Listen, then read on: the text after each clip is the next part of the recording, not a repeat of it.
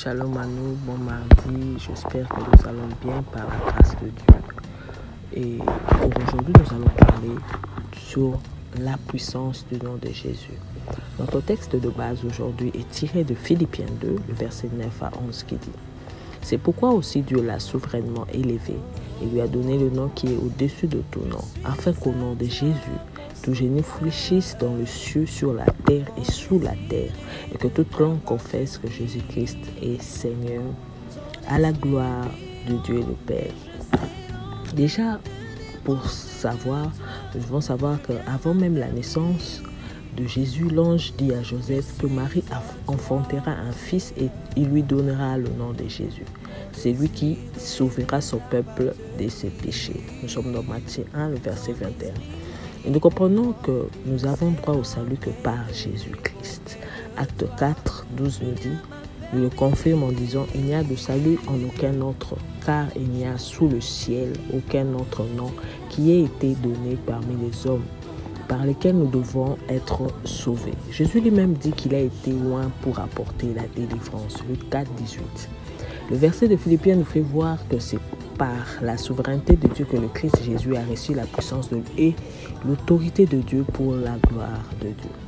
Alors, à quoi sert un nom au-delà d'être une identité? Elle est le symbole de l'identité d'une personne. Elle renferme en elle aussi les traits de caractère plutôt que l'on veut associer ou que l'on associe à la personne. Et le nom de Jésus-Christ incarne l'autorité de la puissance de Dieu au travers de Jésus-Christ. Jean 14, 11 dit « Croyez-moi, je suis dans le Père et le Père est en moi. Croyez du moins à cause de ses œuvres. » Ce verset nous fait comprendre que Dieu agissait au travers de Jésus-Christ par l'onction qu'il a reçue par le Saint-Esprit.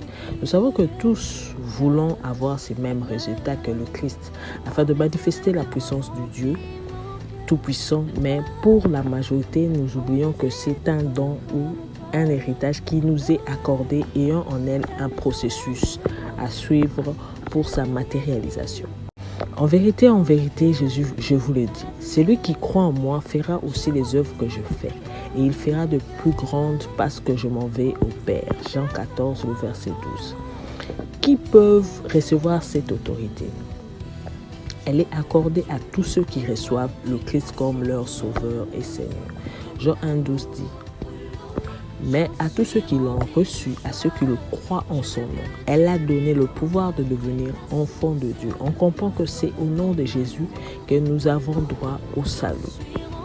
Que pouvons-nous obtenir par le nom de Jésus? Premièrement, par le nom de Jésus, nous avons le salut qui est la délivrance et le pardon des péchés et la réconciliation avec Dieu.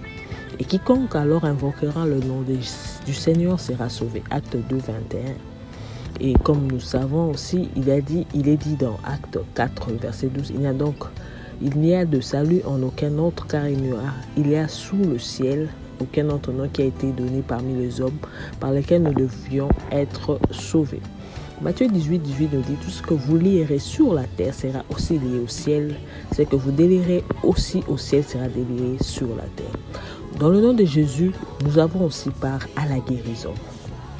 Et ceux qui croiront, voici comment ils montreront la gloire de Dieu. En mon nom, ils chasseront les esprits mauvais, ils parleront de langues nouvelles, ils pourront prendre des serpents dans leurs mains et s'ils boivent du poison, cela ne leur fera aucun mal. Ils poseront les mains sur la tête de malades et les malades seront guéris. Marc 16, 18.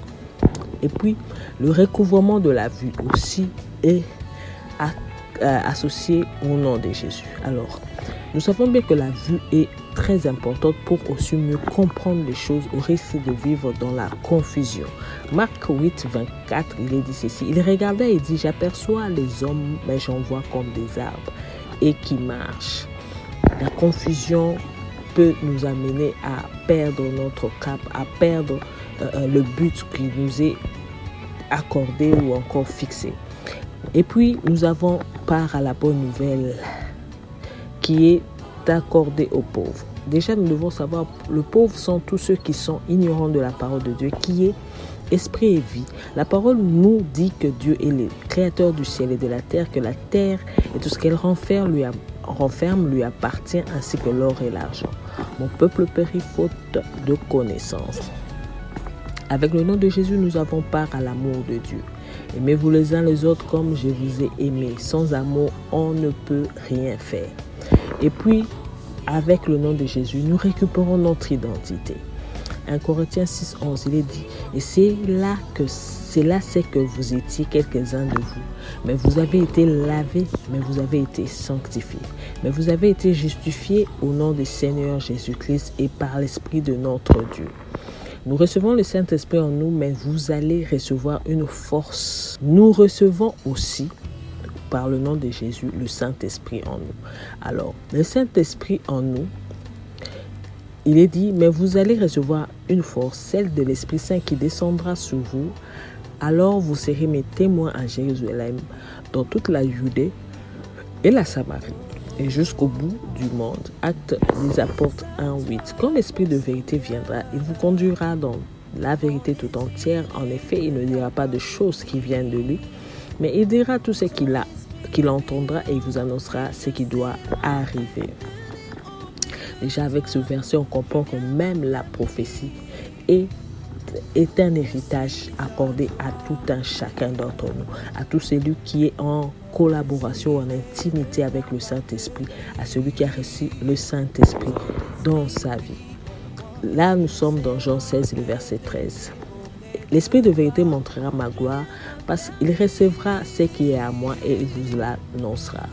Jean 16, le verset 14. Avec le nom de Jésus, nous avons part à une adoration et la louange véritable. Mais le moment arrive et c'est maintenant où Dieu donne son esprit. Alors ceux qui adorent vraiment le Père vont l'adorer avec l'aide de l'Esprit Saint et comme le Fils l'a montré. Oui, le Père cherche des gens qui l'adorent de cette façon. Ils doivent l'adorer avec l'aide de l'Esprit Saint et comme le Fils l'a montré. Jean 4, le verset 21. Comment l'exercer? Comment exercer le nom de Jésus?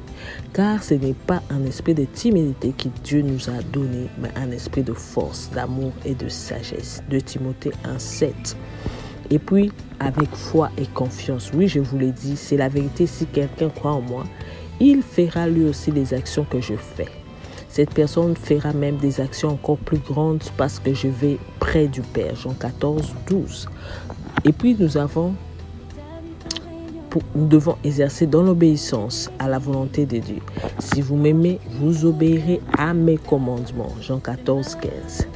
Nous devons exercer dans l'humilité pour que la gloire revienne toujours à Dieu. Tout ce que vous demanderez en mon nom, je le ferai. De cette façon, le Fils montrera la gloire du Père. Jean 14:13. Nous savons bien que pour réussir, nous avons besoin du nom de Jésus, car nous avons été lavés par son sang. Et il nous a permis de devenir ses frères et sœurs. Il dit lui-même, demandez toutes choses en mon nom, obéissez à ses commandements, à mes commandements et faites toutes choses pour que le nom de Dieu soit glorifié. Qu'est-ce qui rend notre autorité ou demande inefficace? La chose qui rend premièrement notre demande inefficace est le manque d'intimité, la mauvaise manière de procéder à la demande. L'intimité est le degré de proximité que nous avons avec une personne qui nous permet de dire avec franchise et exactitude ce que l'on veut dire ou recevoir de lui, comme aussi d'une autre personne, parce que l'on connaît personnellement la personne, mais il s'agit de Jésus. Nous devons nous attendre à recevoir de lui. Jean 15, le verset 16 dit, ce n'est pas vous qui m'avez choisi, mais moi. Je vous ai choisi et je vous ai établi, afin que vous alliez et que vous portiez du fruit et que votre fruit demeure, afin que ce que vous demanderez au Père en mon nom, il vous le donne. Les versets nous démontrent que Jésus lui-même nous fait comprendre qu'il nous connaît et nous a choisis et établis. Mais comme nous le savons, Dieu fait toujours sa part et il nous reste à nous de faire notre part, qui est de le chercher et de nous approcher de lui. Approchez-vous de Dieu et il s'approchera de vous. Purifiez-vous, vous qui êtes pécheurs, nettoyez vos cœurs, vous qui êtes fous. Jacques 4:8. Vous me chercherez et vous me trouverez, oui, je le déclare, moi le Seigneur. Si vous me cherchez de tout votre cœur, je me laisserai trouver par vous. Jérémie 29:13. Et puis il est dit ceci, vous demandez et vous ne recevez rien, c'est que vous demandez mal. Vous demandez seulement pour satisfaire vos désirs mauvais. Jean 4, 3. Nous avons souvent du mal à cause de notre mauvaise manière de procéder. Retenons bien qu'il y a des choses que nous recevons naturellement sans effort, juste à cause de l'amour de Dieu pour nous. Alors vous serez vraiment les enfants de votre Père qui est dans le ciel. En effet, il fait lever son soleil sur le méchant et sur le bon. Il fait tomber la pluie sur ceux qui se conduisent bien et sur ceux qui se conduisent mal. Matthieu 5, 45. On comprend que la puissance du nom de Jésus est plus efficace lorsque nous décidons de marcher avec lui comme Seigneur et Sauveur, lorsque nous le laissons notre vie afin de recevoir sa vie tout en travaillant notre vie d'intimité qui est une relation qui se doit d'être entretenue. Puis avoir foi au pouvoir que détient le nom de Jésus et au Saint-Esprit qui est en nous, qui est notre guide et conseiller. C'est alors que nous pourrons avoir l'autorité sur les maladies, les serpents, les scorpions, sur la puissance de l'ennemi. Le nom de Jésus, c'est le nom le plus merveilleux qui nous a été accordé. Voilà pourquoi il est dit, il a reçu un nom au-dessus de tout le nom. Nous nous retrouvons chaque mardi pendant quelques minutes avec notre moment d'exhortation qui se fait par un audiogramme ou un podcast. Et pour ne rien manquer, nous vous conseillerons ou nous vous demanderons de bien vous abonner sur notre page Facebook, le ministère Les Œuvres de la Foi,